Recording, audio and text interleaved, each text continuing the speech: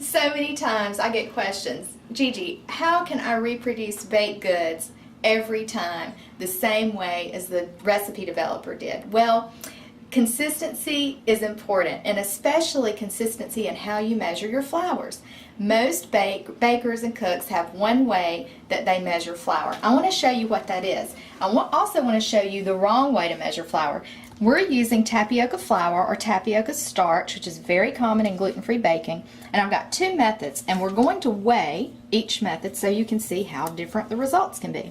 So I've got a half-cup measure, and a lot of times if you're in a hurry and you want to get the measuring done, you don't want to dirty lots of dishes, you do what I call the scoop and level. So we dipped in with our measuring cup, we've kind of shaken off the excess flour to level it. I'm coming over my plate. I've lined with some wax paper so I don't make a mess and I don't lose flour.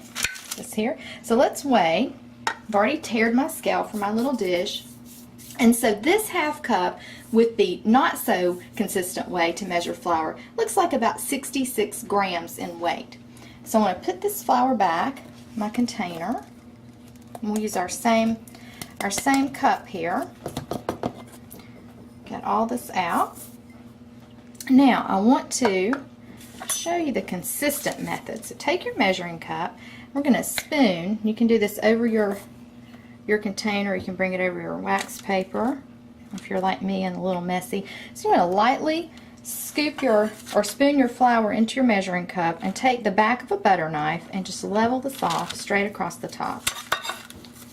Now let's put this in our bowl so we can weigh it